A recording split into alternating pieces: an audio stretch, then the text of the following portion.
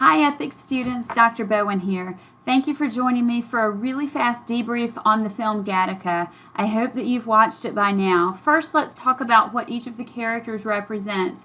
Briefly, I would say that Irene represents freedom of choice. Vincent, being able to strive for your ideals, beliefs, and determination.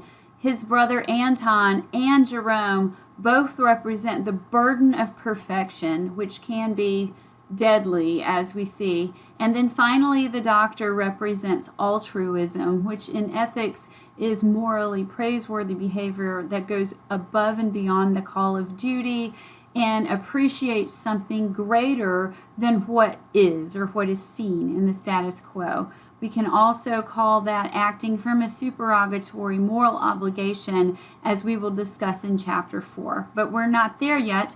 I want to briefly talk about how this film offers a very bold critique of utilitarianism as a way to organize society by mandating genomic perfection that is good for the majority. It gets rid of chronic disease, ailments, diabetes, etc. And they do say that.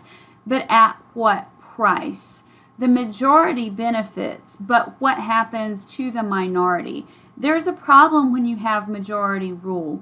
Majorities are not always correct, as we see when an underclass starts to form, calling the people who are godchildren invalids, giving them the poorest jobs in society, creating a homeless problem, as we saw, and then along with that underclass then comes a black market and other forms of despicable crimes and exploitative behavior.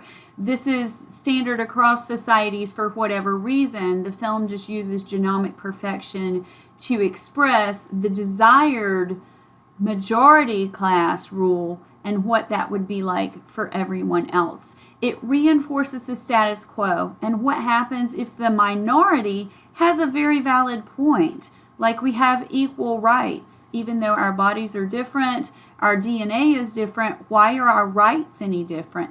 Why are our job opportunities different? We can argue that the Gattaca organization wanted to spend less money on people by putting the healthiest folks into space. And I guess there is an argument for that. It would be a little cheaper to do it that way than having people with medical problems. But then at what cost? What about the innovation that people who are not perfect can bring? What about their passion, their desire, their determination? And innovation is so important throughout history because without it, things can't change. And we saw that Vincent, posing as Jerome, had zero mistakes in his enormous flight plan. And that's just one example of what he was going to contribute. Maybe he would have discovered something on Titan that no one else did because of his passion for the topic. So utilitarianism keeps the status quo, suppresses a minority, doesn't allow for change and innovation, and it doesn't account for passion. So it becomes more of a numbers game than an actual theory of ethics.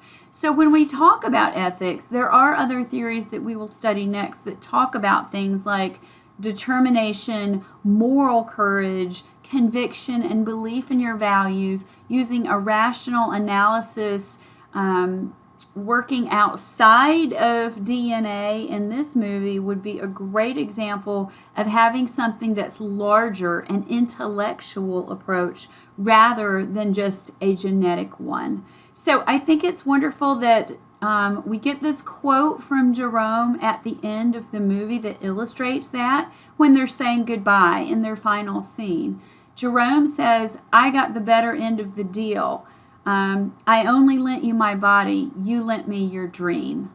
And that gives you an ideal that there's something in ethics bigger than even genomic perfection, and that can be called moral courage, or a supererogatory moral obligation where you go above and beyond to greatly achieve. Sometimes we see tipping point breakthroughs like the invention of penicillin or other antibiotics due to those types of people.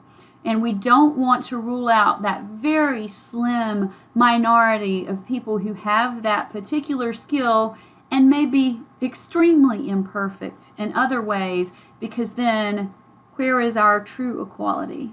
So I hope you enjoyed this film. I really love it, and I will look forward to seeing you again soon. Thanks a lot. Bye-bye.